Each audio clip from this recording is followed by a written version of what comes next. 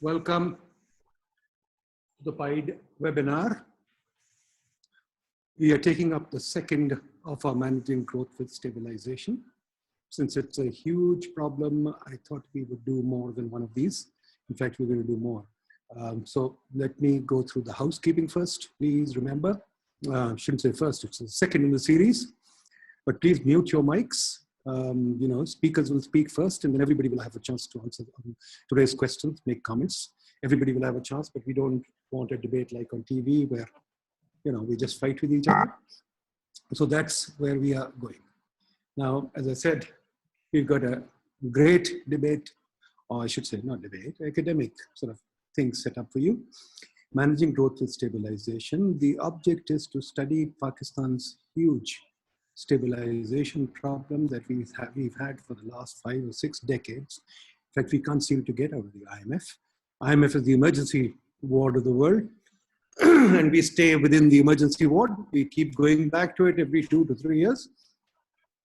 So we've got Adnan Mazarei. Adnan Mazarei retired as Deputy Director of the IMF, which is a very senior position. He was also he is now with the Peterson Institute of Economics, which is a very, very famous Institute of Economics in Washington, D.C. One of those institutes which sets policy in the world. It is the institute behind globalization. But Adnan Mazarei had a sterling career in the fund. And he spent 5 years working on Pakistan. Also, he's been one of the legendary mission chiefs in Pakistan because lots of very good people worked in Pakistan. For example, Muhammad Al-Arian. For example, Malcolm Knight. I'm going to try and get those guys to come and speak to us as well. Everybody must do the confession on Pakistan. So Adnan Mazarei is going to tell us about his experience about Pakistan, but not just that. He's going to, as an economist, talk to us and tell us, how do we get out of this mess? And he comes from Iran, so he knows very well. In fact, I can tell you he used to he used to work on Pakistan like it was his own country. So he's going to tell us, how the hell do we get out of this mess? But then Miftah Ismail has very kindly consented, the former finance minister of Pakistan. He was the finance minister, when you recall, during the last 2 years of PMLN government.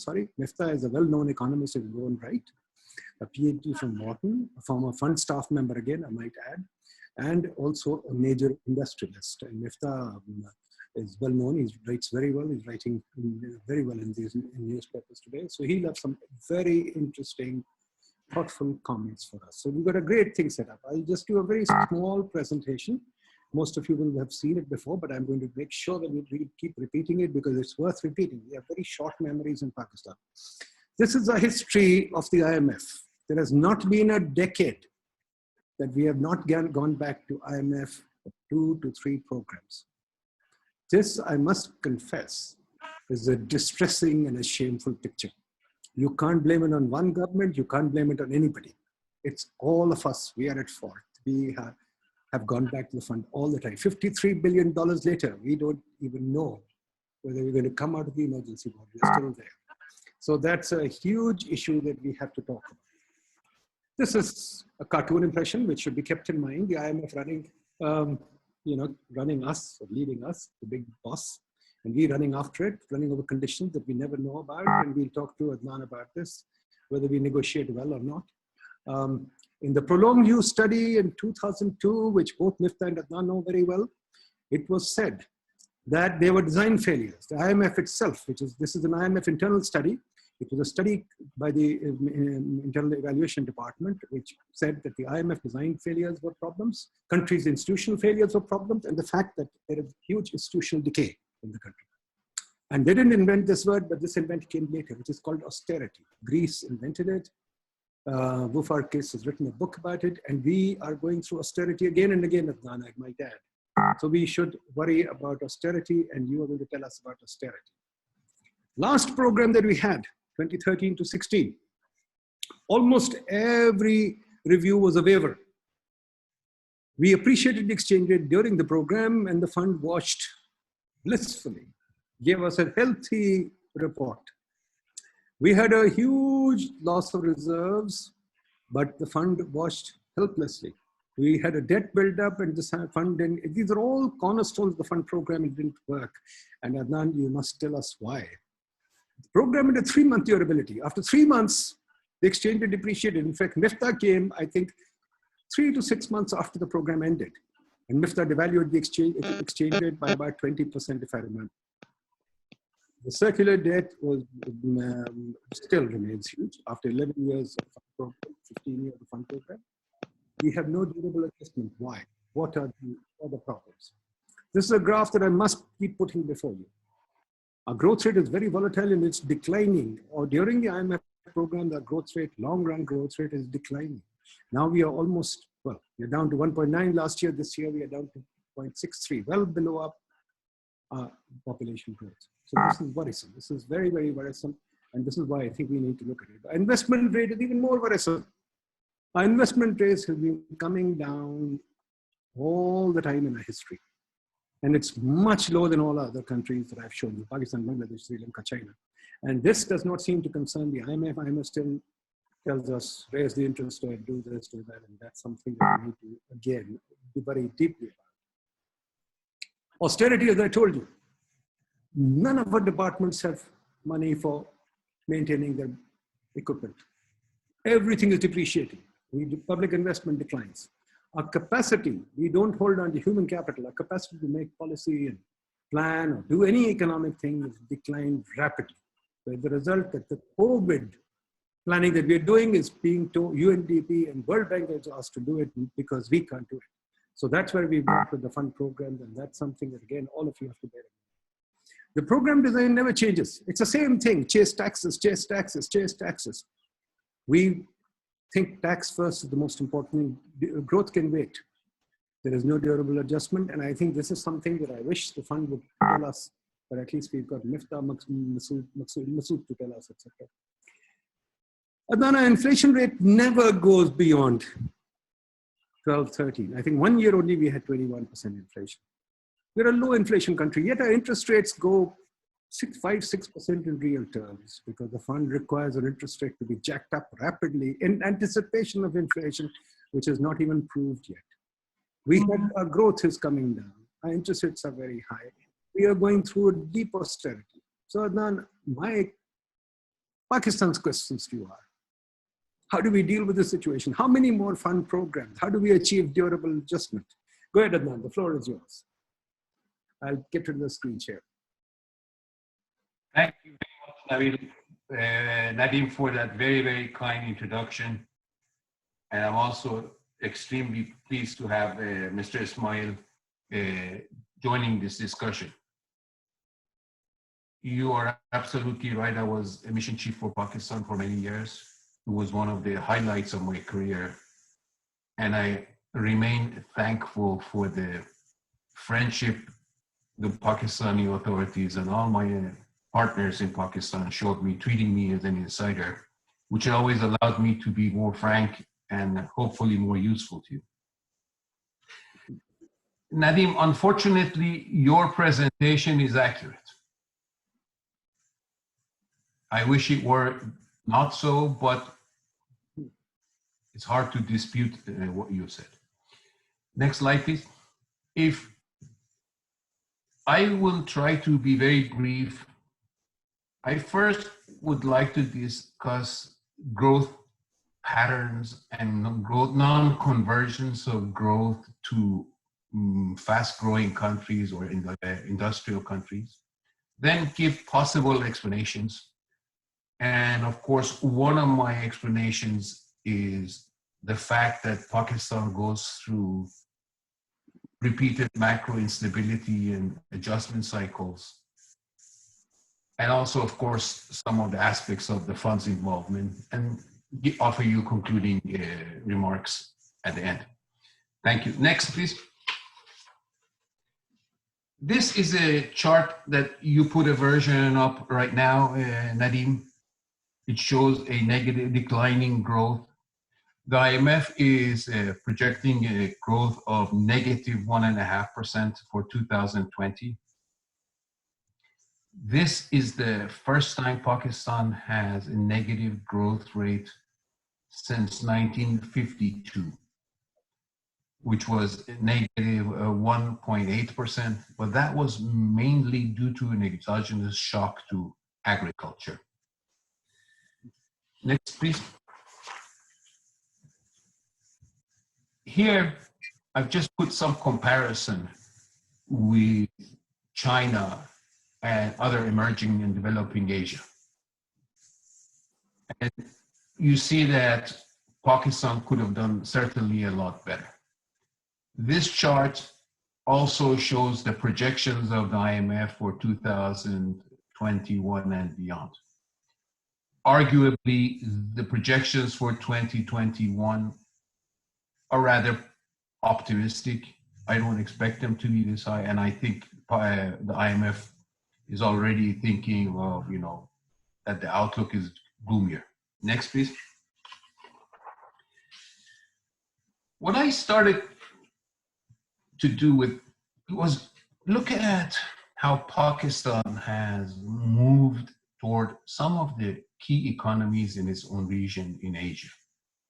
I first looked at Pakistan's GDP per capita relative to China in 1990. You see, Pakistan had PPP GDP per capita, which was twice as high as China. Okay, and it was much higher than many, many countries in relative standing in 1990. Next slide, please.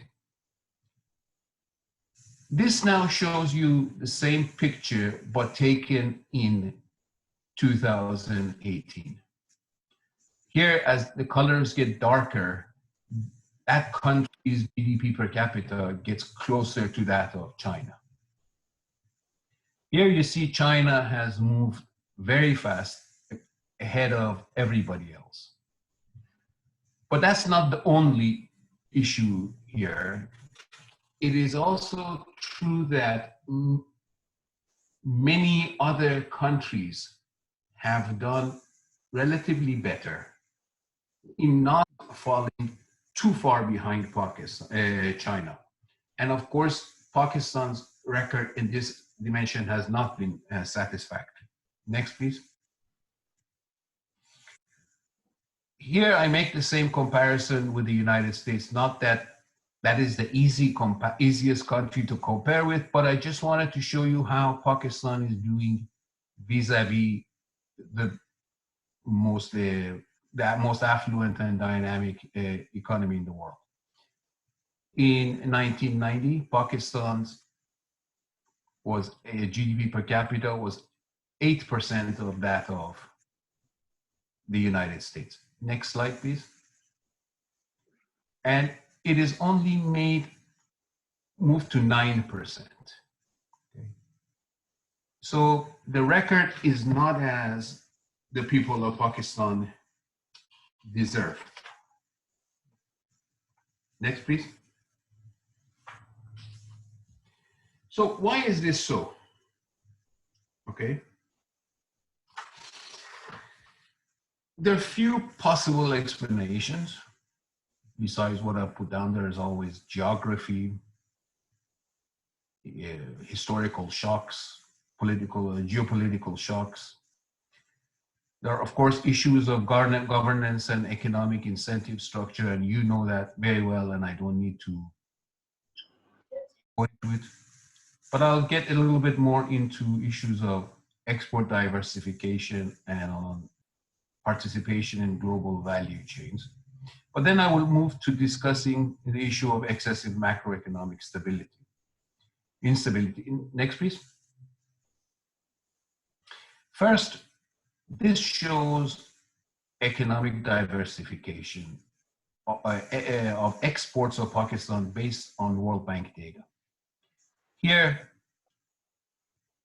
a decrease in the decline in the chart graph shows you greater diversification. For example, around 1984, you see there was a pickup in diversification.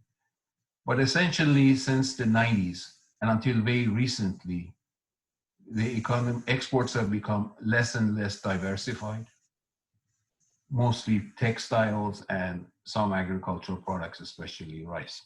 Next, please. This table shows Pakistan's participation in global value chains. First, on the left-hand column is the backward participation, general participation, okay? And it is improved, but other countries have generally done much better, okay? For example, look at Vietnam, 40%. Now, this index is really broken down into two components. One, which is called backward participation, which is the exports of Pakistan rely on imported intermediate goods. And you see that has gone down between 1990 and 2015 for Pakistan, which means that it easily points to the possibility that Pakistan's exports have become less sophisticated. Then the last column is the changes in the participation, forward participation. Forward participation is the extent to which its exports serve as an input into the exports of other countries. For example, if Pakistan exports textiles to some country and that country cuts it into clothing and fancy fashionable clothing and exports it, that is good. But it also shows that other countries are relying on inputs while Pakistan could be doing more in contributing to the value added of that final sales.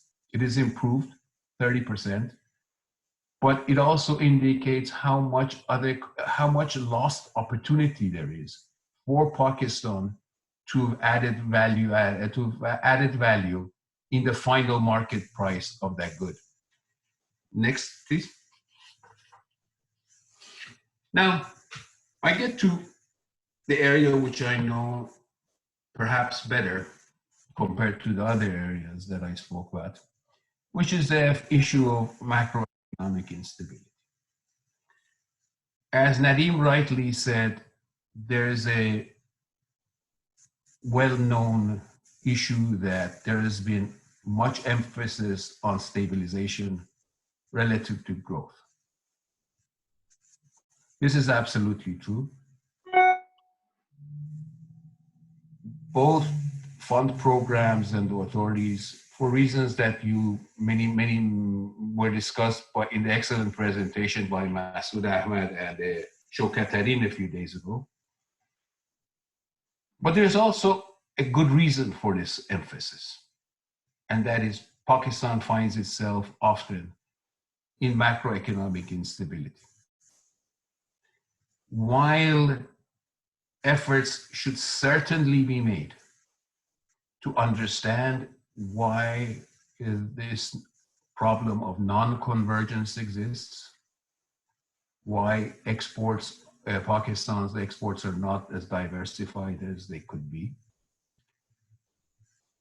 we often get distracted from this issue of growth, in part because we repeatedly get confronted with these cycles of stabilization and not doing enough reforms to address the roots of that instability. Certainly one element has been the over-reliance on geopolitical rents and the availability of IMF financial safety nets. Of course, geopolitical value or rents of a country, and we all have some of that everywhere, depends on where and how the country is situated in the globe. Okay? In recent years, arguably, there has been a decline in these geopolitical rents, in part because the situation in Afghanistan is somewhat under control. And also, frankly, Pakistan is situated in the Middle East. Part of the geopolitical interest of outsiders in the Middle East is because of oil. But because of the shale revolution, the world's interest in our region has gone down. We're not as important as we used to be. All of us in the Middle East, broader Middle East region, and Pakistan, Afghanistan, if I may say. It's not an easy thing to say. It's not an easy thing to hear, but I believe that's the case. Part of the problem of this focus on stabilization rather than growth has been endemic to the programs of the IMF. Nadeem unfortunately mentioned some unfortunately correct elements. The fund has tried to understand this. They've come up with the view that much has to do with program design and implementation. For example, over-optimism in growth, leadership and implementation, and a transactional approach to programs by many, many countries, which means that they just want to interact with the fund, do reforms until they address the immediate symptoms of instability and then go back to their merry ways. Frankly, there has also been an inadequate focus on institutions and governance, and this is recognized. Governance didn't become a part of the IMF agenda in 1997. But nevertheless,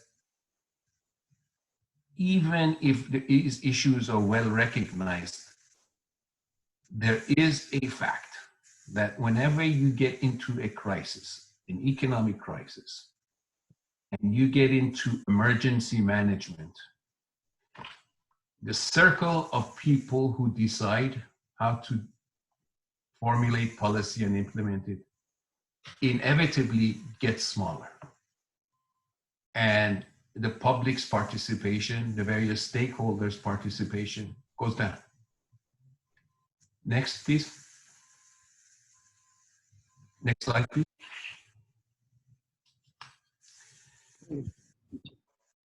We skipped over one slide, if I may go, ask you back, please. Yes. First, a few observations right now about where we stand. We are going into a very difficult situation in Pakistan because of COVID. Pakistan has received a new rapid financing instrument program from the IMF. Unlike many of the fund's programs in the past, its focus is not to take out the overheating in the economy, is to boost the economy, and this for once could be helpful. But nevertheless, the pressures are huge, and as I said, growth is projected to go down by -1.5%. There's an overall need to better understand this non-convergence puzzle. Again, the various discussions you had in your institute has shed many lights on this issue, including that presentation by Masood and Mr. Tarin. This requires creating balancing, some space for the economy and policymakers to focus on growth. But this requires addressing the roots of instability. Raising growth rates will help avoiding getting into instability problems, but it won't avoid it so long as these instability cycles are caused by excessive budgetary spending or a balance of payments problems. I think Nadeem is absolutely right. There has been sometimes a overemphasis on fiscal consolidation, or as austerity, as you call it. That's absolutely correct. Fund programs could have been, should have been, in many ways, formulated differently, especially in a country like Greece. But inevitably, in the case of Pakistan, where economies were out of balance in the short-term macroeconomic sense, some curtailment of demand would have been inevitable. This problem is also important these days. Just to give you one number that I think summarizes many things. The IMF's most recent fiscal monitor report indicates that Pakistan's financing gaps in 2020 is about 50% of GDP. Here, financing gap is defined the amount needed to finance the deficit and also to repay the principal on debt. I repeat, 50%. It's actually 51% of GDP. For all the countries that the IMF reports this figure, among emerging markets, Pakistan is the number one. Okay. The runner-up is Egypt with 29%. Now, while certainly there is an overemphasis of stabilization versus growth, the reasons we have gotten to that point are not going to go away by improving growth alone, which certainly should be. For example, one of the colleagues from your institute just put out a tweet right before the meeting saying, in order to absorb the unemployed population, the growing need for employment as people get online, Pakistan needs a growth rate of 8% per year. Certainly the growth rates are now lower than that. Certainly they need to be raised. Many good reasons have been offered. For example, this may require industrial policy. It may require a greater and more focused national narrative. Nadeem, you try to offer such a vision in your book, and you offered a growth strategy while you were at the Planning Commission, and when we worked together. Reasonable people could debate whether something should be different in it or not, but certainly you put your finger on the right issue, that there is a need for a new vision, a new story, which may require greater focus and from above in a coordinated manner, greater consensus on these issues. Again, COVID is going to make this much more urgent. And also, as I just mentioned, the region's declining prospects, especially in the Gulf cooperation countries, will certainly affect remittances and official transfers from those countries to Pakistan. Hence, there may be a need for a new social contract that shares economic prosperity with focus on strength, economic strength, and less on geopolitics, maybe. But you in Pakistan know these issues much better than I do. But I wanted to just give you an overview of how I felt observing and trying to advise the Pakistani authorities for several years. I certainly think you in Pakistan have the highest levels of human capital.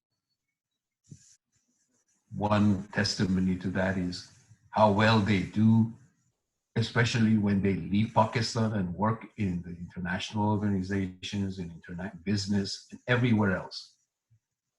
There is no shortage of brilliant people.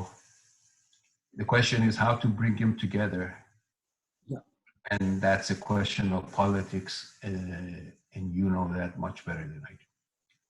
I thank you very much for the opportunity. I'm sorry if I spoke too long, and I look forward to your reactions to my thoughts.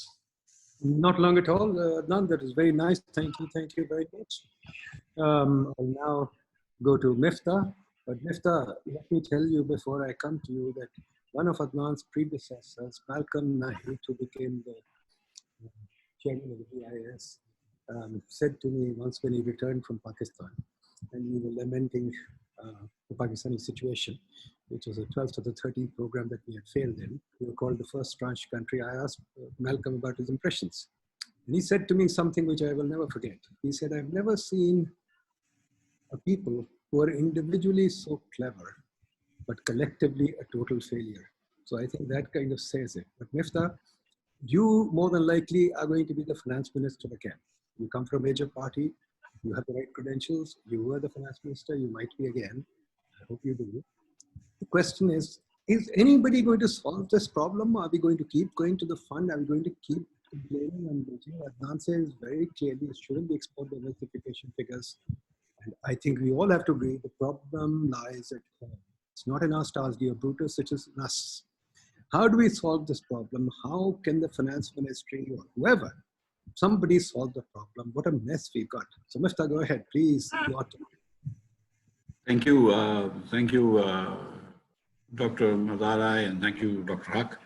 I mean, these were, the initial thoughts that you, Nadeem Bhai, offered were right on the money, and then what Adnan Saab said, his presentation was obviously an eye-opener for everybody, and something, I mean, it wasn't a shock either for us. I mean, we've known that Pakistan has not grown as fast as other countries, and if you see his slide number 3, since 1999, all emerging countries, the average of emerging countries, they've grown higher than us every year except for maybe 1 or 2 years. So we've been growing slower than the rest of the world. The question is, why are we growing slower than the rest of the world?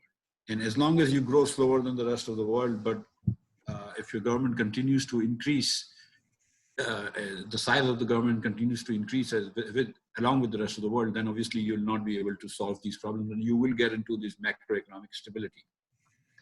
And so one question is, why do we grow so slow? And why is it that when we grow, whenever we've grown like over 5%, we've gotten into these issues, macroeconomic stability issue or currency issues and all that stuff. I think, to be very honest with you, that part of this is the neighborhood we are in, that because of, since the first Afghan Jihad in the 1970s, late 70s, and then, the 80s and all that, that we actually have a very weak state, and our state has not been able to take care of the law and order issues, the violence issues, the terror issues in time. And because of that, Pakistan has become really not a destination where international business people come. And so we are not part of the global supply chains because nobody wants to come to Pakistan. Large US and European buyers, companies, Walmarts and Targets and all of those in the world, hardly any of them have offices in Pakistan. They have offices in Delhi, and they will call Pakistani businessmen to Delhi and Dhaka and Dubai initially, but nobody comes to Pakistan. Before the COVID, I'm talking about, fewer airlines came to all the airports of Pakistan combined than they went to Dhaka airport, to say nothing of Bombay and Delhi. So we have been cut off from the rest of the world because of our perception, and not just perception, but the reality of terror in Pakistan, and that it's maybe not a sexy problem to describe as you would like some other stuff, but that's the reality of Pakistan, that we have actually, one reason we've been growing slowly is because there's a lot of law and order issues in Pakistan. We can, shove this under the carpet, but that's true. And because of that, people just don't come to Pakistan. Pakistanis don't get visas for going abroad. And that's why we've grown. That's one of the reasons why one of the primary reasons we've grown slower than the rest of the world. Then, of course, in other countries in South Asia, they have actually been very focused in growing exports. Bangladesh, for instance, I mean, look at it in the 1990s, Bangladesh had a per capita GDP, which was about a fourth of what we had at purchasing power parity. 1/4 of what we had. Today, it is higher than what we have. India was about 5/8 of where we were, and today it's actually also higher. So these countries have focused a little bit more on exports. Our exports are really pittance compared to India, but even compared to Bangladesh, we are now almost half of that. So those are issues. We go to fund every so often, but as Adnan said, and absolutely correctly, really these are transactional agreements that we reach with them. We have absolutely no intentions of ever living up to the spirit of these agreements, okay? And even the fund knows this. That's the tragic part, that even the fund knows this. So that, rather than running up deficits, if you're not allowed to run up deficits, we come up with wholly owned companies and we borrow money in those companies, I think Shaukat Tareen or Shaukat Aziz or Hafiz Sheikh started this power holding company limited, that even I have used, I mean, I'm not going to try and say that, I'm a little better than them. I'm just saying that, and we would borrow money out of power holding company, and just to fund essentially government losses. Our powers, and then the rent seeking, I don't know about other countries, but the rent seeking in Pakistan is seriously sophisticated. The rent seeking by businesses in Pakistan. And if you look at the number of rich people in Pakistan, they tend to basically belong to either the power sector or the fertilizer sector.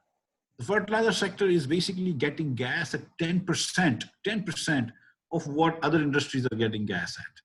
And that's their feedstock. The power sector, I mean, I don't want to go into the power sector, but I mean, the average returns have been 40-50% over the last 22 years or 20-30 years, since 1994. Again, the government, the 2004 policy was the same. Finally, it was, and I'll take a little credit, the Shahid Abbasi's government, and I was the finance minister, then we changed the rule and we said, from now onward, we'll not give you a fixed rate, but we'll only give you a competitive rate that will come out of bidding. But the point is really that the government should, because the government of Pakistan is what it is, and because of the rent seeking that goes on, that we should try and limit our government. Once I joked when I was finance minister that, whoever buys PIA will give them steel mill free, or I may have said whoever buys steel mill will give them PIA free. And to this day, people on Twitter actually go and say stuff to me about this, that how corrupt I was or how stupid I was to do this. But the fact of the matter is that both of these companies have significantly negative equity. I would be happy to give anybody, to both of them for free, to anybody. Nobody will take them because of the significant negative equity that they have.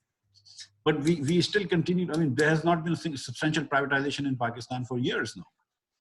Since I think the PTCL privatization, where the UAE didn't pay us all that they were supposed to pay. So we still have this, conceit that we can run these things in the government really well, but we cannot.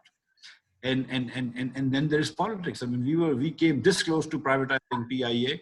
But PTI at that point had all these issues about privatization. Now I hear that they're talking about privatization. And I can assure you that from a Muslim League point of view, that we'll make sure that we'll support them if they go for privatization of any of these enterprises. And I understand that many of them have negative equity, so they will not even get any money. And there's nothing wrong with even shutting them down. If you need to, must you lose 40 billion rupees a year on these things? But coming back to the fund program, like I said, these are very transactional programs that we make, and then we are very happy to blame the fund for this. But there are also mistakes that we make and maybe the fund makes. Obviously, I mean, if we've gone through this program by 12 times and every time we fail except for the one time during PMLN, then there's something wrong with us, but there's something wrong with the fund also. This year, for this particular program, I'll just give you one example. One of the benchmarks, or whatever you call it now, one of the performance criteria was that every time OGRA and NEPRA recommend a price increase for gas or electricity, the government would notify this right away. Okay. Obviously, the idea behind this was that they want to limit the losses to these companies and they want to limit circular debt. Now what is happening was the government initially was notifying these prices, as per the recommendation of NEPRA and OGRA, but yet the circular debt was still going up, and so what happened was that, perhaps transmission and distribution losses started increasing, theft started increasing, non-collection of bills started increasing. And having been in the government and having sort of worked with the power sector and the gas sector a bit, I know that it is very difficult to control the inefficiencies in the power sector. And the more tariffs you raise, the easier it is for power sector technocrats to, then not work and not do the right things and try and control losses. And they just, then it becomes easy for them. So maybe the fund program should have been, the goal should have been directly the circular debt, and that should have been the target and not what the tariffs you set. The tariffs, the government can set any tariff it wants, but it should limit the circular debt every month, maybe by 10 billion rupees or 20 billion rupees. Nothing but you talked about the interest rates. In retrospect now, I think it was obviously a mistake. I want to now just spend 1 minute and then I'll stop. On COVID, and obviously we need to have a new social contract. You cannot have this. You cannot have 40% of the children in Pakistan become stunted. You cannot have children, so many children going to bed hungry every night. That's just wrong. That's just morally wrong, and wrong at every level. And it turns out that even from a growth point of view, it's wrong. So the government of Pakistan, I honestly believe, should spend more money on schooling and education and health. Absolutely, without a doubt. And the amount of money that we give in subsidies to the very rich, whether it's the power sector, whether it's the gas sector, and many other sectors, for instance, I think the amount of subsidies that we give to the spinning sector every year is also huge. If we cut those and just direct them to the education and health of the youngest population of Pakistan, the children, I think we'd be better off. But COVID is actually not as bad for Pakistan as it is for some other countries. Our imports, for instance, went down by 50%, which is a 900 million rupee loss per month. But our imports actually, that's the export loss, sorry. But our imports also went down by 35%, which is about $1.5 billion savings. So our trade balance was actually held by 500 million. Plus this crash in oil prices has really helped Pakistan. Today, for instance, the LNG that you buy in Pakistan is cheaper than the domestic gas, indigenous gas that we get from KP and lots of other places. So there are certain opportunities also in COVID, and let's not let this opportunity go to waste. Let's try to have a state which is a little bit more caring for the poor. And let's try to also think about the state. We're talking these days about the 18th Amendment. Every time the fund comes, the fund talks about, and the government talks about rationalization of taxes, which means increasing of taxes. But the fund maybe is not allowed to talk about this, or the government wouldn't let them talk about this. But we never talk about if the size of the government is valid. Do we need to have as big a government as we do? When after the after the 18th Amendment, for instance, a lot of responsibilities and authorities were transferred to the provinces, but the size of the federal government didn't shrink. So we, instead of calling it the Environment Ministry, which has now gone to the provinces, we call it the Climate Change Ministry. And I can give you at least 6 more examples of we've changed the names of the ministries, but we've kept the bureaucrats, as is.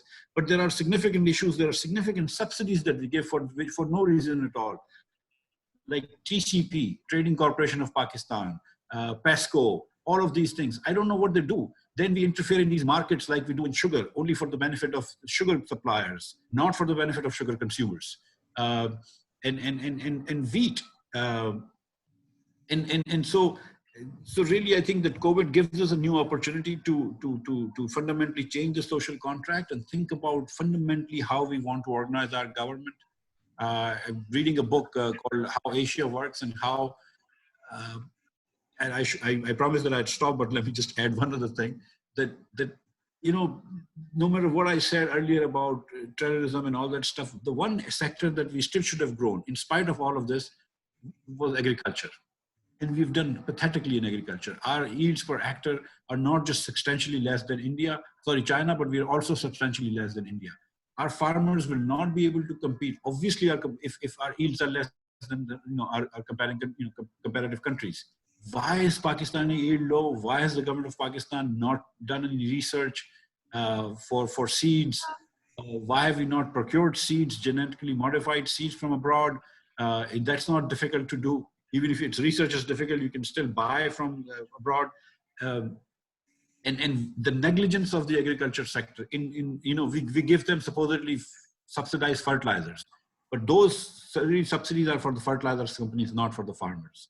But the government of Pakistan has not done its job of improving the seed quality, agriculture extension work, educating the farmer.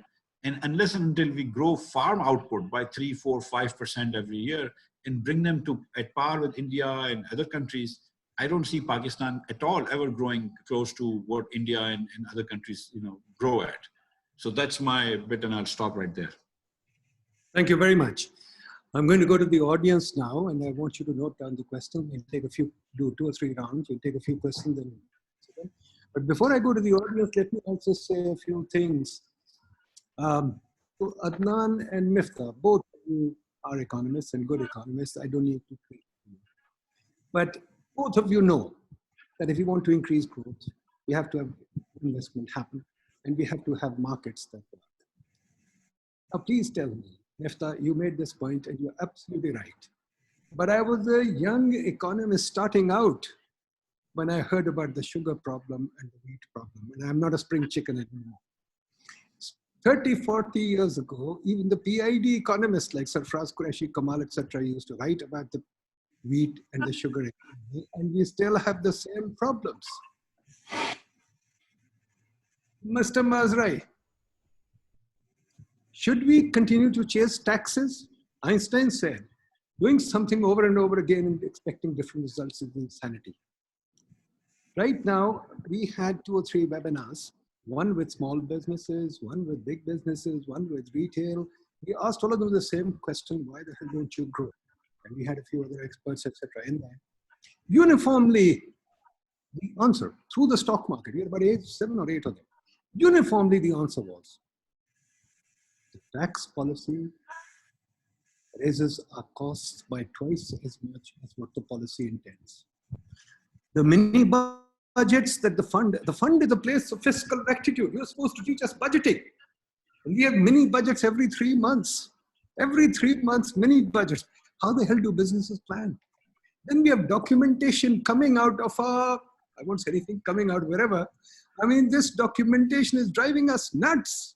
People have got offices for documentation and paying taxes. Their costs, the tax that is collected may be 5%, but what the incidents in the business is about 10 or 12%. Is nobody watching this, Miftah, Adnan? Is nobody thinking about it? Are we not? Then the markets don't exist. Miftah, you rightly pointed out sugar, wheat. Where do the markets exist? Does this not reach the MOF or the fund that we need to build better markets? We need to deregulate. We need to allow the cost of business to fall for things to happen. If we don't do that, and if we keep chasing the fiscal deficit, we are chasing our tail. It's the same old poem that I read a long time ago, Chinaman going round and round and chasing this. I mean, that's what seems to be happening. We are stuck in this mire. I want you to bear that in mind, but let's go to the audience and let's see what they have. Then you can answer these questions. Folks, go ahead. No turn to ask questions. Anybody, raise your hand. We'll open the mic for you. Go ahead. Manzoor Ahmed. Manzoor Ahmed, sir. Okay, thanks very much. Excellent. Very focused points have been made so far. I agree with the 2 speakers that we have serious problems with rent seeking and crony capitalism. Although this example of sugar, if you look, it's the same problem in India, same problem in US, same problem in EU. This is some of these sectors. But 2 other problems which I felt were not really made out. I had some problem with internet, but still I think they were not made out. One is that whenever our country starts growing beyond 5-6%, we bring it on ourselves. That government, there's law and order situation, something happens, and that government goes. The same thing, in 2007, same thing in 2017, And previously, whenever you look in the past, whenever we start growing, something happens. In other countries, it's not like that. And the other problem is that we are not really, we've never been integrated with the rest of the world. And so whether it's agriculture or manufacturing or anything, there was no competition.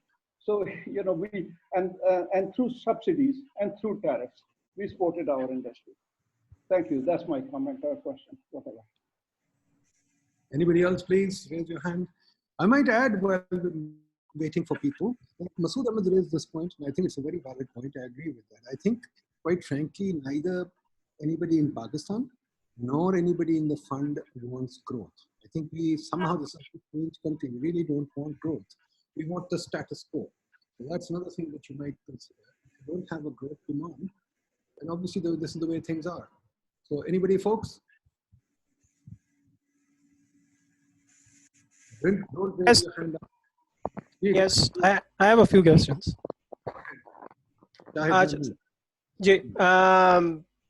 Should the conversation be in English or is Urdu fine? I, for one, would not, to my embarrassment, understand a word of Urdu. Okay, I'm sorry. To the extent that you were addressing me, I would be honored if you speak in English. No, I'm going to speak in English. That's fine. So one observation. The first is an observation. In fact, this is the only observation that I have. And the thing is that when a lot of people, and I'm not directly pointing at somebody, that when a lot of people, they are on seat, they are at a position where they can direct something, they do something else. But when they're out of their positions and when they're out of the seat, we again talked about this, they do something else. That's an issue in Pakistan. Now, the respected Miftah Ismail Saab, he talked about a few lobbies and what he encountered. But let me ask him that one of his predecessor, in fact, who's now in London and keeps writing articles about what he did, and he took Pakistan to somewhere like 5 to 6% growth. What did he do? What he used to do was that he used to have sorry. Let's not go into those things जो TV की बातें होती है, हमें तो academic बात करनी है, ठीक है, उधर ही रहे. So go ahead. Okay. So the thing is that I failed to understand, and again, as Dr. Nadeem said, we've been hearing about these issues since childhood. So what is it that every single government, and everybody says, okay, ji, wo lobby hai, we face this kind of lobby, we face this kind of resistance, and it's not just the civilian government, it's the military government. So what is it with lobbies? Are they just too powerful that they can't let you carry on reforms? And if they are too powerful, why are they too powerful? Why couldn't anybody just make something out of it? Anybody else? Can I add something? Can I ask a question? Excuse me? Ji, Rahmatullah Javed Saab, go ahead. Ji, sir. I've been listening and it has been said that we have been losing opportunities again and again, and it's been 60 years and 70 years that I've been hearing them and part of it. But again, Miftah Ismail again said that COVID-19 is an opportunity. I completely agree. At this stage, when the COVID-19 is an opportunity, we can introduce a low tax regime, because we are talking at this moment that SMEs may be given a low taxation and sale tax may be reduced, and then zero tax for the machinery. This is about the time when overseas Pakistanis are returning in a bulk and a very large numbers, and they are specialists, they are people with skill, they have the knowledge and they have got the money. And I believe, to understand, it is about the time that we cash that time and we provide them special economic zones. At Miftah has been working on it, and give them gas, give them water, give them energy, and we can get this chance of cashing COVID-19 position in the favor of Pakistan. Okay, we got your question. Mohsen, did you want to say anything? Hello? Yes, hello. I have a Gee. I have a Most- question. Mhm. I have a question, Dr. Nadeem, for Adnan Mazarei, Mhm. which is that there is this continuous call for a new growth model or a new social contract. The fact of the matter is, and I think Miftah also referred to a new social contract. The problem is that we have not actually followed the old growth model. If you take the old growth model, the standard one that we know, did we ever actually pursue that kind of model in the country? So it's fashionable to say, let's have a new growth model. But if you never tried the old growth model, as you pointed out, Nadeem, growth was never in a priority with the governments or with the IMF. Lip service was paid to it by the World Bank, but we never actually followed that growth model, and nobody really pushed that growth model. So I think that there is I'm sure the new growth model is got more bells and whistles than the old growth model. But if you couldn't do the old growth model, you can't do the new growth model. Mohsen, let me just quickly add that we'll do the next one with you because you're also responsible. You were the former director of the Middle East Department.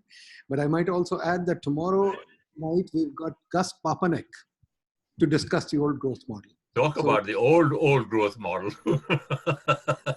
We'll have Gus Papanek too, so you can question him. Anyways, go ahead. Now we've got Muhammad Imran Sheikh. Okay, suddenly we've got a lot of hands. Muhammad Imran Sheikh.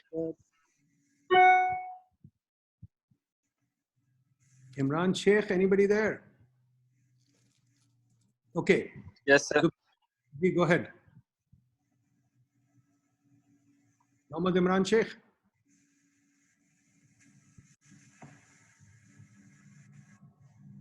Okay. Dubair Faisal Abbasi. Thank you very much, sir, for having me, for having my question. My question is for Adnan Saab. He has talked about industrial policy, and this is one of my favorite topics, especially Industry 4.0, manufacturing sector, and others. Because without industrial development or without science and technology-based industrial development, we cannot make Pakistan a house of learning. And without being a house of learning, we cannot have sustained economic growth model coming in Pakistan. So my question is that, can he tell us something about the salient features of industrial policy which Pakistan should have in order to have a sustained economic growth in Pakistan, and especially the growth which Nadeem al-Haq speaks a lot about, based on human capital, based on modern infrastructure, based on science and technology. So something I want to listen from Adnan sir. Thank you very much. Hira Fatma Bibi. Hira Fatma. Yes, sir. I'm here. Speak. You wanted to say something? Assalamu alaikum. I am a student and I want to ask that we as youth are much more energetic and dedicated towards our country and for this progress of and for the growth of our country, but we are lacking guidance towards it. So please highlight this issue. Okay, great. Naseem Beg. Naseem Beg. Yes. One, I'd like a little more said on the social contract. What do we mean by that? Do we mean including something like redistribution of income and wealth? That's one question. And the other thing is, we don't seem to talk about our extremely low savings rate, which automatically means low investment into the economy. So those are the 2 points I'd like to raise. Ali Khazar. Ali Khazar. Yes. Thank you, Nadeem. I have a question to Miftah. He said that the rent seeker are sophisticated in Pakistan, seriously sophisticated. And he said that the fertilizer, power sector, and even spinning and all that. So he remained like, the finance minister for good 1 year. and then he was part of the economic team of PMLN for many years, and he's done some good on try to break the rent seeking of the automobile sector. So the question is, if you know the problems, why can't, as a finance minister, you could not solve it? Thank you.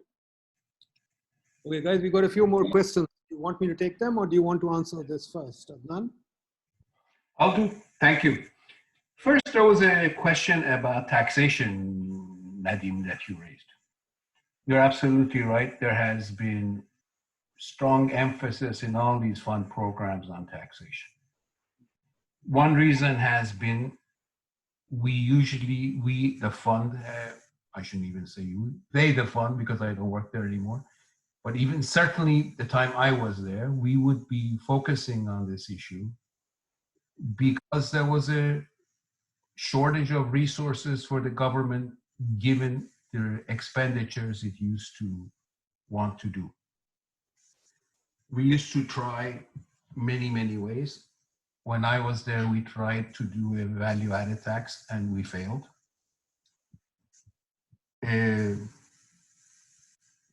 So the lesson I still draw from that is that, and I'm going to link this to the issue of the social contract, the taxpayers did not feel that contributing resources was contributing to expenditures that were socially useful or good. They felt that taxation, which was done by a very, very small base of basically salaried people, was for maintaining the living standards of the elites, including their non-payment of electricity bills, something very, very basic. And maybe the lesson is, as in some other countries, the focus is to cut current spending. The way we used to do it has been usually put in optimistic tax revenue targets. And this is something also that the authorities wanted because they wanted aspirational targets. Those resources wouldn't come in, and inevitably people went for the easiest thing to cut, which was investment spending, which also, of course, hurt growth. On the issue of the social contract, it is not something new and fashionable. In different words, Pakistanis have been talking about this themselves for decades. They have been talking about elite capture. They have been talking about state capture. They have been talking about the issues of tax collection. They have been talking about non-adequate transparency and accountability. And it is they who have been discussing inadequate focus on poverty, just as Miftah Ismail just said. On the growth model, the growth model that needs to be different is the one that has been practiced in recent times. In economics, of course, we have a concept called revealed preferences. Maybe we can coin the term revealed growth model. The practiced growth model, which is as is. There has always been a discussion of different alternative growth models. There have been times when Pakistan, in its older days of the Pakistan Institute of Development Economics, had very strong emphasis on industrial policy, on promoting industrialization. For better or for worse, it worked in some of those areas, okay? So when we say a new growth model, it is, again, not something fashionable. It is people are looking at the current growth policies institutions that are supposed to support it and find it wanting. For example, you yourself, Nadeem, offered alternative ones. That alternative was never practiced. So that is a new growth model. Or the old-fashioned growth models of Mahbub al-Haq or others, also growth models that were never really practiced in recent times. On industrial policy, I think we had a good discussion with Masood Ahmad too, and he rightly said industrial policies usually has two groups of people who either hate it or like it. There are industrial policies and practices that have a historically successful record. Many of these were, for example, in East Asia, okay, in the 50s, 60s, 70s, and 80s. Those had elements of interference with relative prices. They had elements of encouraging particular target in industries for success. The most recent variants that I'm familiar with that are successful are some elements of what is being done in Morocco. For example, they have targeted auto production. They have targeted some avionics. They are targeting alternative sources of energy. And they are targeting expansion of offering banking services to sub-Saharan Africa. Okay. Of course, the detractors of industrial policy see it as a very nice, clean way of seeking rents. Okay, there have been elements, there are discussions. Even the fund now is reviving interest and research in industrial policy, especially ones that focus on very transparent, time-bound incentives maybe, or greater focus on market making, or industrial policy that involves very deliberate, targeted intervention in human capital formation. But I shouldn't stop right there. Thank you. Miftah? Thank you. I just wanted to, let me just pick it up from where Dr. Mazarei leaves and just pick it up. In Pakistan, the growth model, for instance, or the industrial policy that we've pursued is one of import substitution. But Nadeem bhai, you know as well as anybody else that policy, and Naseem Beg Sahib is here and he knows this, that policy basically is just protecting local industry. You know, and so after 30 years after these industries being set up, you know, in the name of protecting infant industries, we are still, you know, protecting our industries. And that really hasn't helped a lot. And we've always pursued this policy of import substitution and not maybe an export promotion policy, although we do talk about exports a lot, but you know, we just talk about this. My idea of a growth policy now really should be based on agriculture. That unless and until we grow agriculture, and it's the easiest thing to do, and whenever you do an industrial growth policy, you know, you get captured.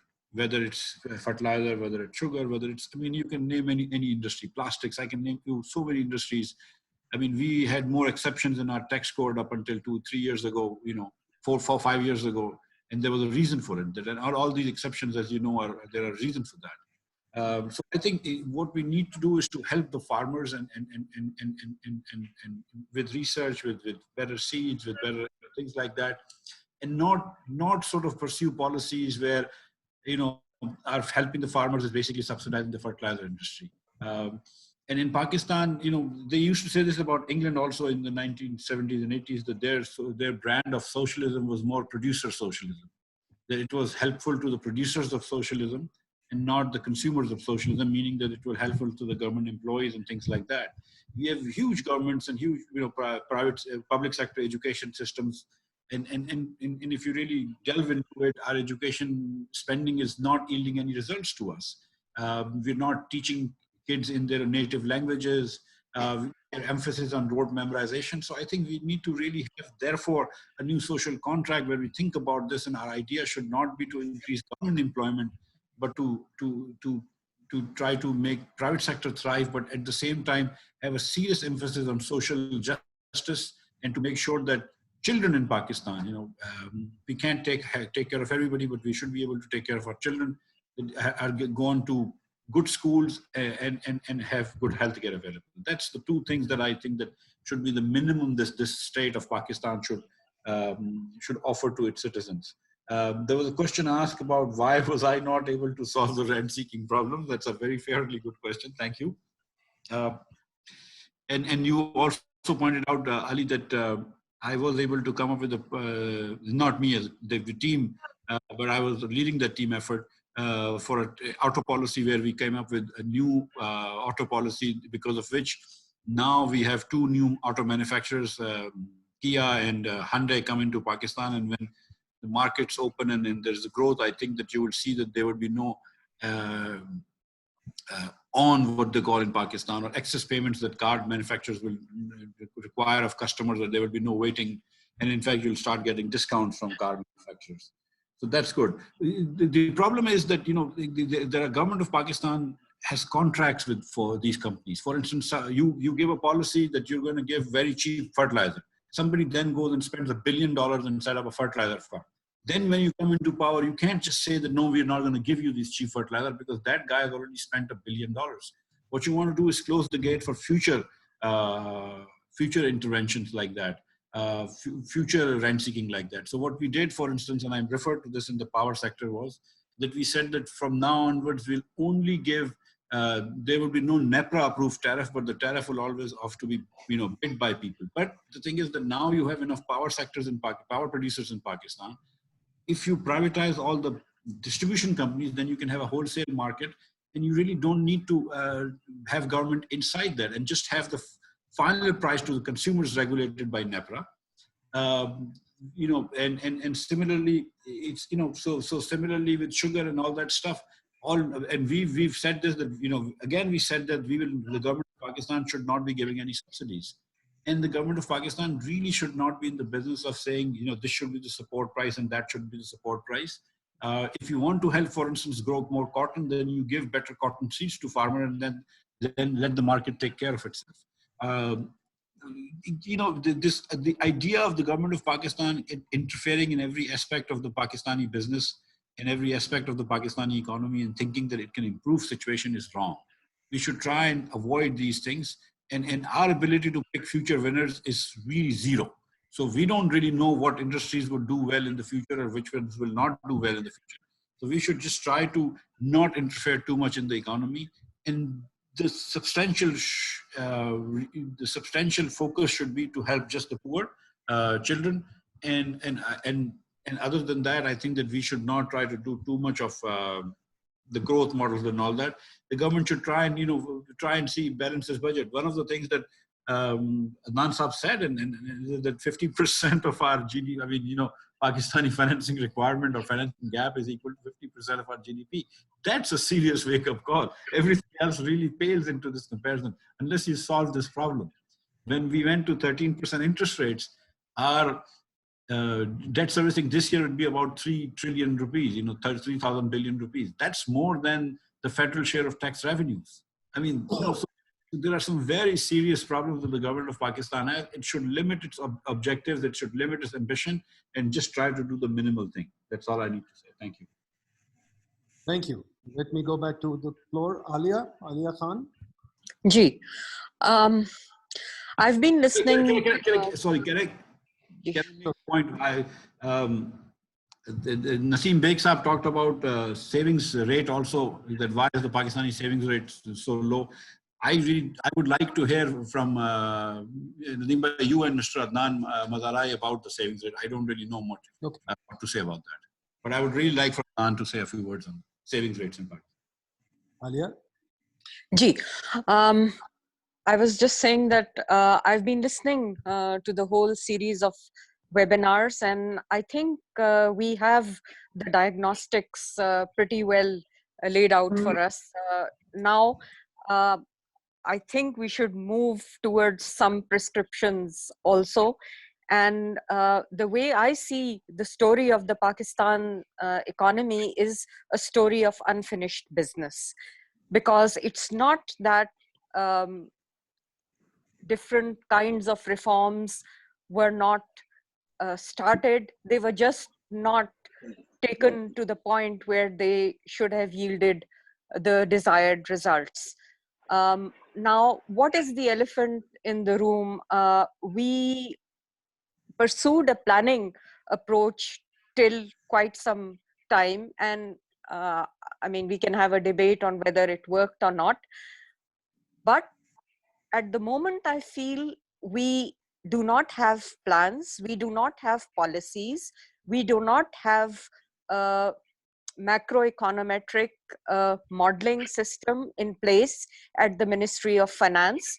They borrow resources from the state bank when the IMF team arrives to run whatever models that they have to run. So this helter-skelter cannot go on for too long. So how do we put things in place? Do we need, I mean, obviously the Ministry of Finance is not going to run or do growth modeling. So who is going to do that? Whatever capacity, if there was at the Planning Commission, is now diffused, because nobody wants to own either the 5-year plans or the macro modeling that they used to do. So without a structure in place, we can keep on talking ad nauseum about what growth trajectory we should have, but we are never going to take the steps that are required to get there. So I'd like to hear the panelists on this. Thank you. Rushan Aziz. Rushan. Yeah, hi. Yeah, quick question. Miftah Saab, mentioned agriculture, which is a great point. I just have a view, like, how can we expect, agriculture to improve when there's no such land reform, specifically in Sindh? They just rent out their land to farmers who come. There's no incentive for innovation. We can all talk about it. And then on the other hand, we're also talking about the government not shoving down what to do and what not to do to people. But there's natural mismatch in this. There's no incentive because the landowners are rent seekers. They don't really have an incentive to do any better. So, I mean, I don't know enough. So Miftah Saab, if he can elaborate on what he has in mind and what's the next step and how can this become a reality? Abdullah Saleh, sir. Abdullah Saleh. Hi. So I have a question regarding documentation. So why we are afraid of documentation, and why there is a perception that documentation is a cost to a business in an era where data is everything? Why we don't encourage our businesses to document every transactions? And even from the government, our tax policies, we have a lot of different sort of tax regime, final tax regime, minimum tax regime, and there's a lot of fancy name for different tax regimes that are basically encouraging the businesses not to document anything. And now in an era where the e-commerce is everything, look at Uber, Careem, Daraz, all of these companies are just they are nothing but just a data. So and when we say that we want to compete in an international market, how can we compete without this data and documentation? Because our businessmen don't know how to make a smart contracts, and we have seen that even when we make an international contracts where the technocrats and bureaucrats are involved, and we have seen that we have got the adverse decision from the international courts. So how can we encourage our business and the government to document things and basically kill the perception that it is a cost to a business? So this is my question to Miftah Ismail specific. Fair enough. Anybody else, folks? Otherwise, I'm closing the floor. Okay. It seems that's it. So I'll add 2 questions to it. One to Miftah, one to Adnan, and then I'll turn it over to you. Adnan, I want to ask you about the negotiating capacity of Pakistan. I mean, you've been through. Can you repeat, please? I'm sorry, I missed it. I'm saying that you've been through many negotiations around the world, including Egypt, Pakistan, and so forth. I'd like to ask you about our negotiation capacity, because from our end, it seems to us that we don't really negotiate our programs well. As Miftah said, we are really not even thinking about going through the program. This feeling exists among the people here that we don't really negotiate the program. We're really ready to sign on the bottom line. And both the IMF and us, both of us know we are not going to implement it. So really the program is not a well thought out, well negotiated program. So that's a comment I'd like you to, your views on that. Miftah, I'd like to ask you, you say that growth will come through agriculture, but my friend, agriculture is a declining sector of the economy. Agriculture is now about 18% of the economy and it's going to decline further. As you develop, agriculture declines further. I find it a little odd that just what Papanek used to say. And now you're thinking of growing agriculture again, but even if agriculture grows at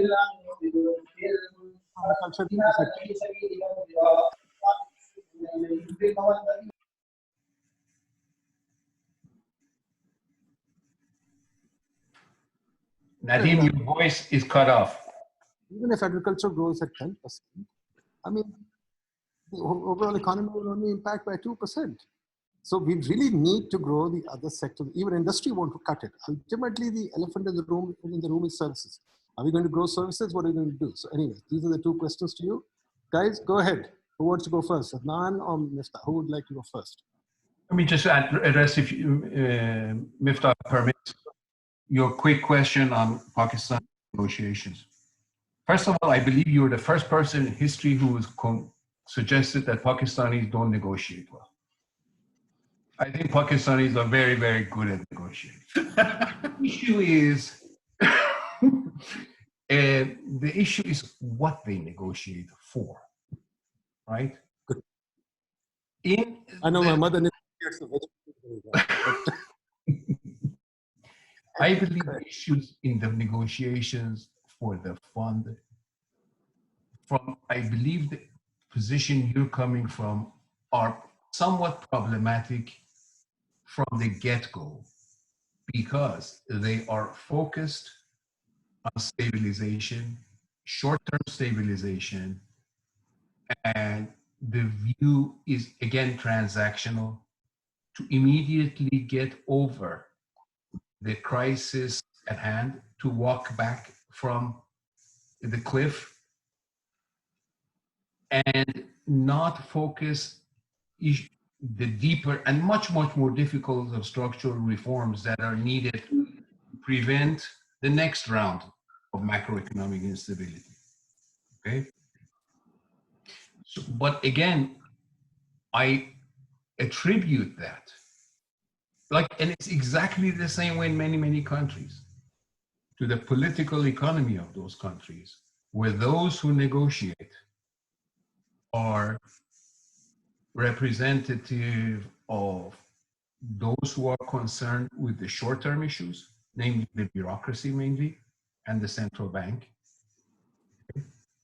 And the issues of force, as in an emergency ward in a hospital, focused on addressing immediate health issues. Now, in some ways, the minute you get into that kind of a negotiation framework, many of the issues that are the concern of this discussion, namely growth, will inevitably be put on the back burner.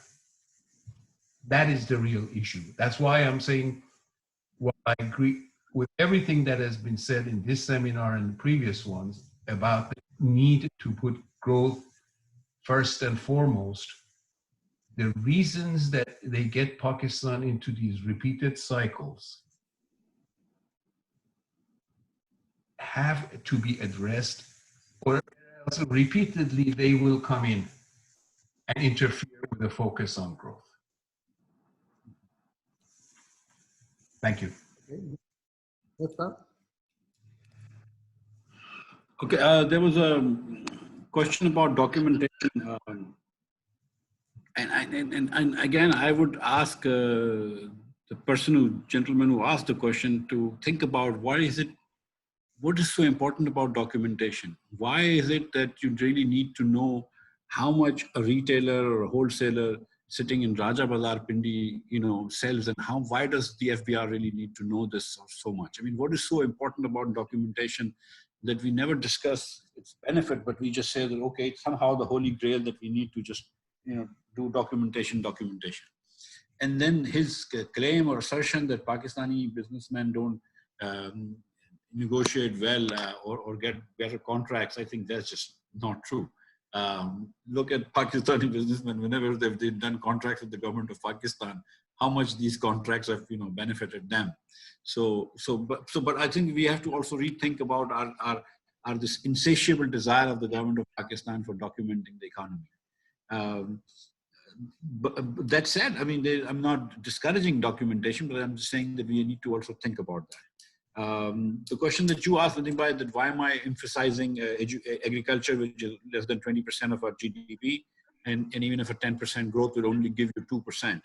The reason is that if you want to grow 8-9%, as like we should, in a country as poor as Pakistan really needs to grow by 8% at more for the next 20 years or so, in order to catch up with the world, you need to grow all sectors, and agriculture, I feel, is the lowest hanging fruit. Let me give you an example from the year that I was in the finance minister. That year we had 25 million tons of wheat, and we only needed 21 million tons of wheat in Pakistan. So the other 4 million tons of wheat we had to export a little bit. And because the wheat was so expensive in Pakistan that we had to give a huge amount of rebates to export the damn wheat. At the same time, we were importing chickpeas, we were importing lentils, we were importing so much edible oil. And whereas we were growing these wheat, because we had been giving a huge amount of very high support price for wheat, we were not, farmers switched from soybean and farmers switched from chickpeas and lentils to wheat. So what I'm saying is not to choose between crops, not at all. But I'm saying that price the water right, so that if your water is rightly priced, then this thing between sugarcane and wheat will also resolve itself. Help the farmers. When I used to work for the Punjab government in 2011, there was a talk about Monsanto doing a deal with the Punjab government, I think $15-16 million. They would have given wheat to Punjab farmers and all that, modified cotton crop. And something like this, the government of Pakistan needs to do to really push up the productivity. That's like the lowest hanging fruit. Really, with very little money, with very little intervention, you can really increase the growth in agriculture. I'm just very reluctant to pick winners and losers in industry. I don't know what industries will do well. I will. But I'm just, this whole idea of giving protection for many years to infant industries, 30 years after 40 years into industry setup, we still have, barriers of trade. That just makes no sense. And you also know, and Adnan Saab also knows, that this is because FBR wants to raise revenues. It has nothing to do with industrial policy. This is tax policy masquerading itself as industrial policy. When they come up with these duties and all that stuff. And, we know all of that. So we have to be very careful. I see Mr. Azhar Ali Chaudhry sitting in his home. He's a former Secretary of Commerce in Pakistan and also worked in Board of Investment along with me. And he and I used to have a long argument about export surplus and industrial policy. And he's a proponent of industrial policy. I am not. But anyway, but I just think that the low-hanging fruits of agriculture are we should get, and we should just not try to limit our ambitions. The government of Pakistan tries to become too clever, and this is the last point I want to make. That when I went to the finance ministry, there was not a single PhD in economics working regularly for the finance ministry. There was just one guy who was a consultant, and that's it. I think the State Bank at that point had 1 or 2 maybe PhDs in economics. So we have more PhDs in this webinar right now than we have employed by the government of Pakistan. So yes, we have very clever people in Pakistan, but we also need people with some significant understanding of economics and who understand the long-term impact of this thing. And these degrees are not useless, and lots of people can talk about ratios and stuff like that, this to GDP and that to GDP, but some understandings that we get by studying for years, is useful. The government of Pakistan does not employ technocrats. I mean, the finance secretary that I had used to work with the interior, department, dealing with police and all that. So I mean, there is not specialization of bureaucrats in Pakistan. There are some very smart bureaucrats, absolutely, without a doubt. But I mean, why not just let them be in finance and, in commerce for 10, 15, 20 years, But we actually take them from finance and put them in police and then put them in hospital and education and then bring them back to finance. So, so we have other issues also that we need to deal with. Thank you. Guys, we're coming to an end, but there are two people who raised their hands recently. If you have the time, shall we take their questions? Adnan, do you have the time? Of course. And Murtaza Nadeem, please. Yes. Hi, my question is from Dr. Miftah Ismail Saab. It is based on the agricultural policy. So like you mentioned that the current system of support prices is not a good one and we should shift towards the market mechanism. So don't you think, because in my opinion, I think that if we'll go towards market mechanism, farmers and farmers and the rent seekers, they would shift towards crops that would be more profitable. So that would shift the issue of the food security and would cause further problems. So what do you propose in this case? What should be the policy? Good question. Good question. That is my question. Faisal Abbasi. Thank you very much, sir, giving me another chance to ask a question. First, a comment. Actually, what I heard from Miftah Saab is basically the comments on industrial policy, which are really, really old ones, basically. The new industrial policy insights are entirely different. People don't talk about industrial policy as if the people who advocate industrial policy, they eat babies in the morning for breakfast. It is not like that now. What we need to understand is that the real problem in Pakistan's growth is perhaps loss or stagnation in productivity growth. That is the elephant in the room. So whether it is agriculture sector or it is the industrial sector, you have to have new technology. You have to industrialize the agriculture sector if you really want to make progress. So industrial policy is not about tariffs and protection and everything and things like this. It is much, much, much more than that. And new evidence is there that how countries are actually coordinating their industrial development mechanisms in their countries. And the whole debate about urbanization, infrastructure, and enabling environment, that is there. So industrial policy is a major, major leverage. It is not something that restrains your growth. It actually is. So my question is that without industrializing your agriculture, how your agriculture will be more productive? Thank you very much. Sawail Hussain, another champion of industrial policy. Sawail Hussain, are you asking? Yes. I just fascinating discussion, and I've been in and out. But let me just quickly ask my two questions, short questions. One is from Miftah, and the other is from Adnan Saab. The first question is that we have talked about the constraints, the political economy constraints, the capacity constraints that we have to be able to run an effective industrial policy. But given those constraints, do we really say that we should not have a policy at all?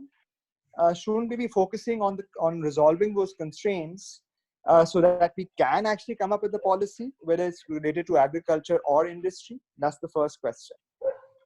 Secondly, has any country in modern history, and any economy in modern history, transitioned from a low income to even middle income without industrializing with some set of policies in place? So these are my two very brief questions. Okay, very good. Okay, folks, go ahead, Adnan. You want to answer? Sure. First, I'll very briefly answer a question that there was about the low savings rate. Oh yeah, low savings rate. Forgot about it. Sure. I mean, look, the overall savings rate in Pakistan have been 12, 11% of GDP. There are several reasons why this has not been high. One, many Pakistanis are low-income individuals. Their incomes are such that they don't allow large savings. Secondly, there have been large government budget deficits, and public enterprises have also been running the operational deficits, and these have not allowed the government or the public enterprises to contribute to savings. With regard to the private sector, there are several issues. One has been the low real growth rate, meaning nominal interest rates adjusted for inflation, except for some periods we get right after some fund programs. And overall level of development of the financial sector. The financial sector in Pakistan is good, but it has not been as successful as mobilizing. Fundamentally a question of much of the population.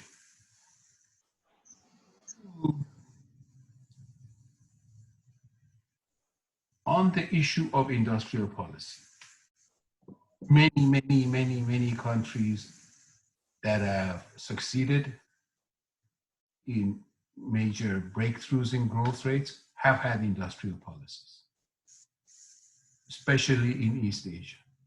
It does not mean whoever has had industrial policy is also broken into higher income levels. My own country in Iran, we have comical cases of auto producers who've been around for 70 years, and if left to their own devices, I don't know how much longer they would be able to survive. Okay. Many countries in different forms, even the most advanced ones, have industrial policies. Even some European countries are now trying to revive industrial policy to make their value chains less dependent on China. So there will be there. Overall, I am highly skeptical of industrial policies, but I don't want my prejudices to deny the history of success in many countries, nor the options to be considered in Pakistan. But for those to be successful in Pakistan, the same rent-seeking factors that Mr. Ismail mentioned need to be checked, and that is a huge task. So if you let things slide toward greater and greater in policy without more accountability, I'm not sure how successful they will. Thank you. Miftah, before you go, can I just quickly take two more questions, very simple, because two good people have turned up. Irfan Aleem from Qatar, can you please ask your question? Irfan? Can you hear me? Can you hear me, Nadeem? Can you hear me? Go ahead, we can. Well, I want to first of all thank you for arranging this webinar, and also I more or less agree with the points that have been made by the speaker. I just want to focus on one specific technical question, which is that the fact is, if you look at exports, the exports have more or less been relatively constant for the since about 2008, 2009. They've been up and down a little bit, but more or less, they have been very weak. Now, there are many factors which can go into it, but recent research is showing that one of the major factors that could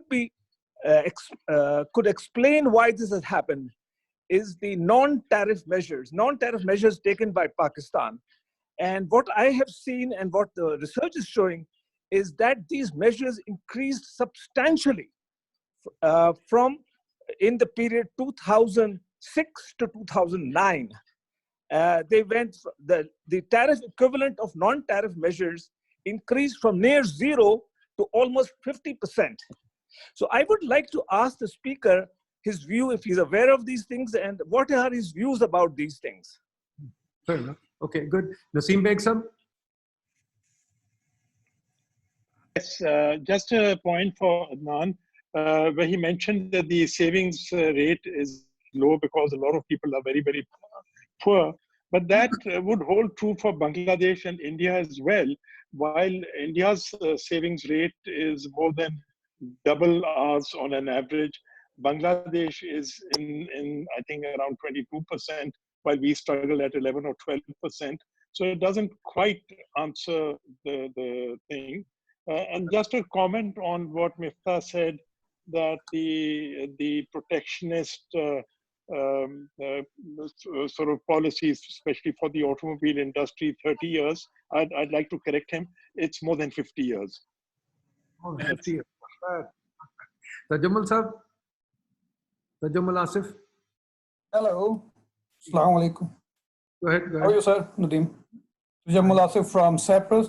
I have one question. What is your thinking about future of economy of Pakistan?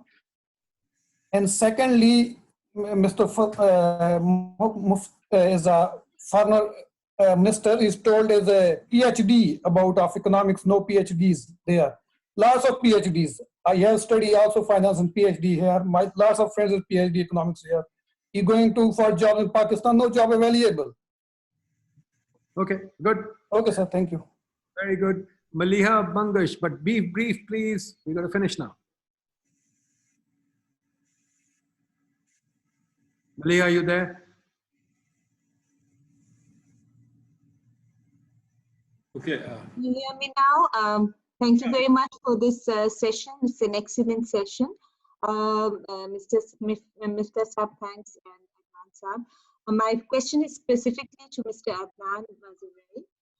Sir, could you please elaborate, based on your experience, which have been, in your observation and experience, the countries that have been able to move forward in terms of realistic growth and real market-based industrializations and industrialization and export in your many years in the international, with the fund and in your experience? Thank you.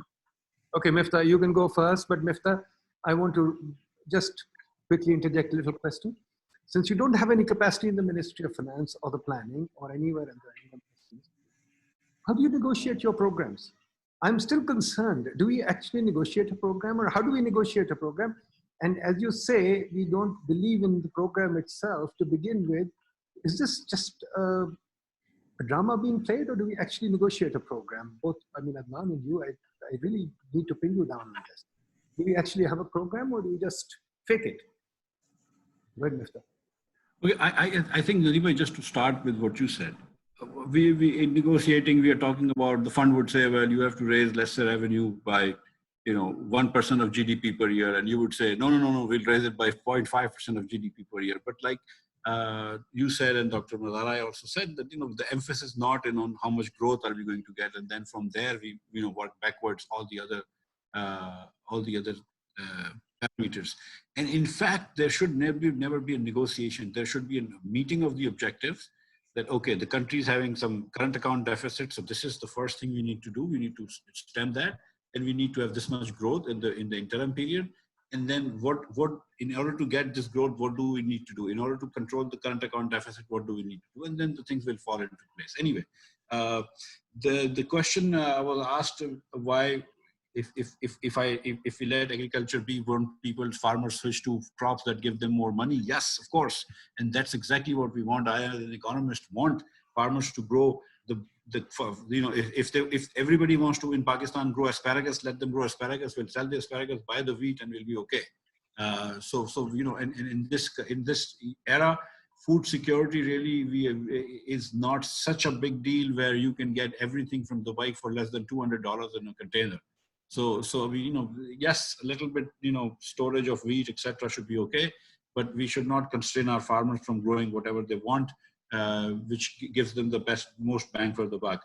The gentleman who was talking about industrial policy, and he said that we were suggesting that they eat their babies for breakfast. No, we were suggesting they eat their babies for Mazarei these days, not for breakfast. We're not suggesting, God forbid, that they're not fasting. My point, of course, is the reality of this. Look, if you want to have some sort of a macro policy, or if you want to have low interest rates or give low interest rates to manufacturers of things in Pakistan, that's fine. But whenever we come to specific industry, we always lose out. And at some point after 70 years, and I stand corrected, Naseem Saab, about the 50-year auto policy, whenever we come to specific industry, be it fertilizer, be it power, be it automobile, be it any industry, we always lose out as a nation. So at some point we should learn that we can't do this stuff. It's not doable. And so yes, we talk about a low interest rates for manufacturers. I'm okay with that. Some things like that, you talk about across the board 5% maybe protection. I'm okay with that. But this industrial policy which tries to pick winners and losers and tries to help particular sectors, like this whole thing about textiles. Whenever you sit down with textile people, the spinning people will say something else, the weaving people will say something else, the garment people will say something else. How do you decide?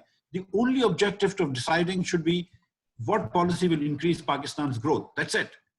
And let the chips fall where they may. But then we pick out, no, ye karenge to, if we do this, the spinning sector will die. If we do this, then this sector will die. And then we get into too many agreements which are never useful for Pakistan. So all for good policy, but really, after failing for 70 years to come up with a good industrial policy, maybe we should just try to limit our ambitions, have sort of a small macro policy, not interfere in small business, decision making, and see what happens for the next 10 years. I think we'll do pretty well actually if we sort of did that, and let's just try that. Thank you. Adnan, you want to have any last word? You asked me to pin myself down on the negotiations. Can I ask something from Miftah? Of course. Former chief economist, will let him ask, but no more after this. Go ahead, PT. Okay, thank you. Miftah, one across-the-board policy was started by you, that was devaluation. And then it continued, and you had problems with it. Why? Sorry, can you repeat the question? I started the devaluation and this was an across-the-board policy, just as you were talking about across-the-board policies, rather than picking winners and losers. Then it was continued after you. After you, it was continued, and you had a problem with it. Why? No, I've never had a problem with devaluation. Or with across-the-board policies. I've never had a problem with devaluation. After you left, devaluation. Did you have a problem? Okay, I'll tell you this. I had a problem with 13.5% interest rates. Yes. I had a problem with the PTI not being able to collect as much revenue as we did in our year. This has never happened in FBR history. I had a problem with a lot of stuff that they said, but look, to have a gradual devaluation to where you bring your real effective exchange rate equal to the rest of the world, as an economist, I cannot really have a problem with that. And I've never had this. But that's all, and I've never said this. I've been on record on TV, and I've gotten in trouble with my party for saying this. That structured, slow, gradual devaluation to keep Pakistani rupee competitive with the rest of the world is perfectly a good policy. Adnan, please, negotiation. One other question that I want to ask is, why does every fund program appreciate the exchange rate? I thought the fund ethos was to depreciate the exchange rate, take it to market means. But every fund program that I know has appreciated the exchange rate. In fact, I'm writing a paper on this just now. So what's wrong with the fund? First of all, on your negotiations. Look, in the vast majority of countries I have participated in negotiations with, at all, they have what I call a transactional approach to a fund program. There's a specific imbalance problem. They would like to, with some small amount of policies, but a large amount of funding, to address that policy quickly and in many ways return to the previous practices. Therefore, the discussions countries have with the fund are often not embedded in a authority from the strategies, in a strategy from the authorities for growth, nor a well-developed macroeconomic framework with previous policy discussions among the authorities themselves. This was never the case in Pakistan, but in some other countries, some components of the government, be it the Ministry of Finance and the central bank, never talked to each other until we got on the ground. It was never like that in Pakistan. There was actually, satisfactory level of cooperation between them. But the issue was still that the approach has been transactional. There is a macro imbalance. The fund comes in through some policies. If they are done, designed well, gradual with moderation, especially on fiscal consolidation, such that there's a funding. But once the funding happens, the problem reemerges. Now, those discussions, as I said, are not necessarily conducted on the same footing in the sense that the fund, right or wrong, comes up with a rather developed macroeconomic framework. One may agree with it, one may not agree with it, but there is a hopefully consistent macroeconomic framework that is suggested to the government. Many governments do not have their own consistent macro frameworks in which the discussion of which the fund participates. It's often the other way around. So therefore, the problems are not at the moment of discussions or negotiations. The problems start way before. Okay? On the appreciation of the real exchange rate in many fund programs, the observation is correct. But also please remember, much of this appreciation happens because at the inception of the program, right before it or right after it, there is a balance of payments problem with an attack on the exchange rate, which has forced the exchange rate to depreciate. Or as a condition for getting into the program,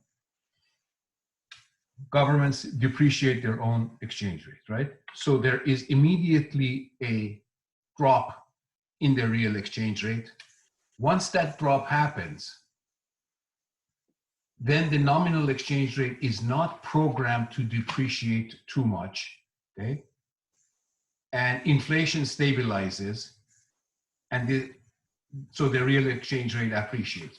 Part of the problem is also, of course, once the initial depreciation has happened, concerns on the parts of both the fund and the authorities usually prevents significant further depreciations because they're afraid for purchasing power of people. Okay? But the observation is correct. It does have its deleterious effects on exports, for instance. Thank you. Thank you very much. Folks, there you go. Our second webinar on the subject. The next one we'll do with Mohsen Khan. I think he has to be also questioned on this. After all, he was responsible for, I think, 1 or 2 fund programs. This is, to my mind, a very important issue, and I'd love to get your views on this because, quite frankly, we are not out of the woods. This program already is coming apart, and I think we will be ending up getting another program soon, although this is not far from over.